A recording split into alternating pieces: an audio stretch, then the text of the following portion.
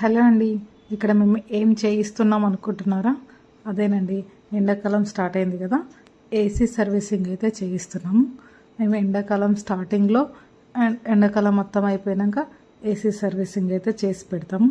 ఇట్లా చేసి పెట్టడం వల్ల మనకు కరెంటు కూడా సేవ్ అవుతుంది, మన ఏసీకి కూడా ఎలాంటి ప్రాబ్లం రాదు.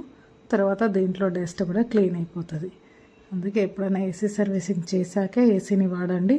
ఇంట్లో చిన్నవాళ్ళు పెద్దవాళ్ళు ఉన్నప్పుడు వాళ్ళకి ఎలాంటి ఇబ్బంది రాకుండా ఉంటుంది.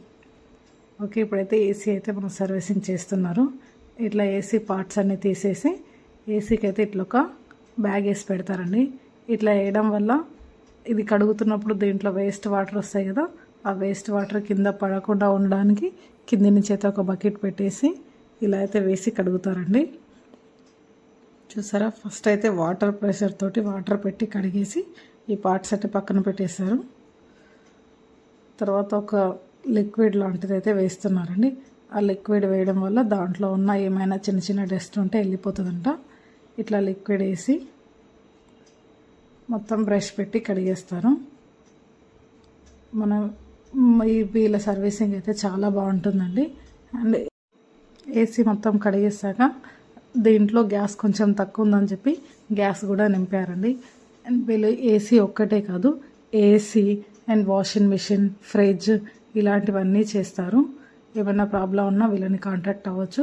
మనకు ఫ్రిడ్జ్లో గ్యాస్ కూడా అయిపోతుంది కదా, గ్యాస్ అయిపోయినా కూడా వీళ్ళు నింపుతారండి. వీళ్ళ సర్వీసింగ్ చాలా అంటే చాలా నీట్గా, అండ్ మనం ఏ పని చెప్పినా కూడా వీళ్ళలో కొంచెం కూడా ఇరిటేషన్ అలాంటివి లేకుండా మంచిగా మనం చెప్పినట్లు మంచిగా చేస్తారండి. మీకు కావాలనుకుంటే వీళ్ళ నెంబర్ అయితే నేను స్క్రీన్ పైన ఇస్తాను, మీరు కాంటాక్ట్ అవ్వచ్చు. ఇప్పుడు ఏసీని మొత్తం కడిగేశారు కదా, ఇప్పుడు ఏసీ పార్ట్స్ని అయితే కడుగుతున్నారు.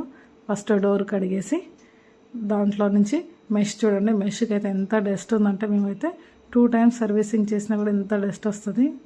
అందుకే మనం ఎప్పుడైనా ఏసీ వాడేటప్పుడు అయితే పక్కా సర్వీసింగ్ చేశాకే వాడండి.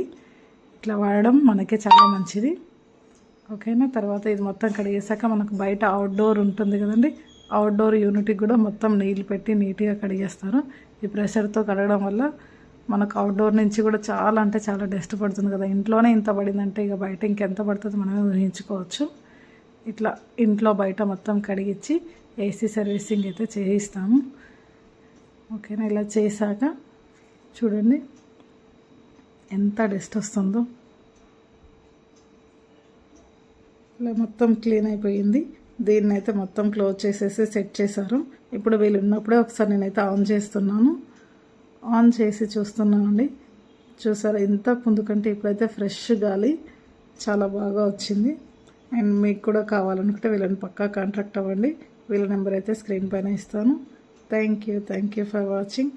Please like, share, subscribe. Okay అండి, నమస్తే.